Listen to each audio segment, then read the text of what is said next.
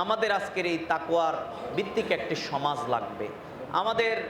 আমরা শুধু রোজা রাখলে হবে না, বরং আমাদেরকে যেই মহাগ্রন্থ আল কোরআন আল্লাহ তাআলা দিয়েছেন, এই কোরআনকে এই সমাজে প্রতিষ্ঠা করা ছাড়া আমরা এর কল্যাণ কিন্তু আমরা পাবো না। আপনি যদি 1000 বছর রোজা রাখেন, কিন্তু কোরআনকে যেই রমাদানে নাজিল করে আল্লাহ এত মর্যাদা রমাদানের বাড়িয়েছে, লাইলাতুল কদরে কোরআন নাজিল করে যেই রজনীকে আল্লাহ তাআলা এত মর্যাদাবান করেছেন, সেই কোরআনকে যদি আপনি এই সমাজে প্রতিষ্ঠিত না করেন, বিধানকে যদি আপনি প্রতিষ্ঠিত না করেন, তাহলে আপনি কিন্তু তার কল্যাণ আপনারা কেউই পাবো না, যেটা আমরা এখন পাচ্ছি না। একদিকে রোজা রাখি, একদিকে আমরা নামাজ পড়ি, আরেকদিকে সমাজে অন্যায়, অবিচার, খুন খারাপি, হত্যা, রাহাজানি, ধর্ষণ, এই সব কিন্তু চলতেছে। তাহলে এগুলো বন্ধ করবার জন্যই কিন্তু আল্লাহ কোরআন পাঠিয়েছে। আল্লাহ এই জন্য মহাগ্রন্থ আল কোরআনে বলেছেন, হুয়াল্লাযী আরসালা রাসূলাহু বিল হুদা ওয়া দীনিল হক লিইয়ুযহিরাহু আলাদ দীনি কুল্লি।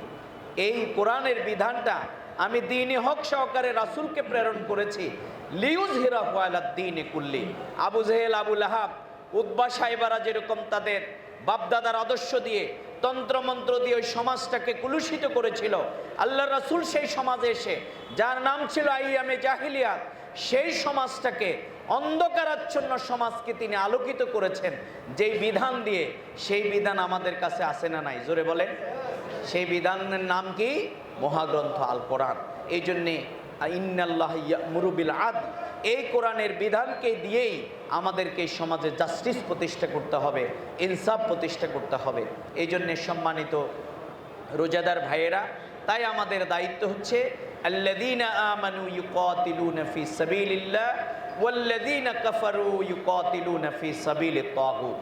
এই সমাজে যত অন্যায়, অবিচার, জুলুম, নির্যাতন আজকে চলছে, এই সব কিছু থেকে মুক্তি পাওয়ার একমাত্র গ্যারান্টি হচ্ছে এই কোরআনের বিধানকে এখানে কায়েম করতে হবে। এই জন্যে আমরা সেই সমাজ প্রতিষ্ঠার জন্যে বাংলাদেশ জামাত ইসলামী আমরা প্রচেষ্টা চালিয়ে যাচ্ছি। আলহামদুলিল্লাহ, ইসলামপন্থী দলগুলো ঐক্যবদ্ধ হয়ে আমরা ইনসাফের বাংলাদেশের স্বপ্ন বাস্তবায়নে বিগত দিনের নির্বাচনে আমরা অংশগ্রহণ করেছিলাম। কিন্তু অনেকেই বলে থাকেন যে ভোট দিয়েছি একদিকে, রেজাল্ট হয়েছে কিন্তু অন্যদিকে।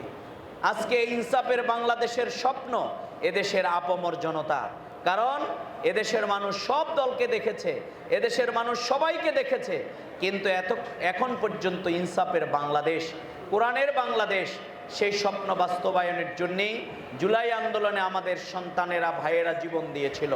আসুন আমাদের সেই ইনসাফের বাংলাদেশ বাস্তবায়নের জন্যে আমরা ঐক্যবদ্ধভাবে ওয়াতাসিমু বিহাবলিল্লাহি জামিআ ওয়ালা তাফাররাকু, ঐক্যবদ্ধভাবে সেই কোরআনের আদর্শকে আমরা ধারণ করি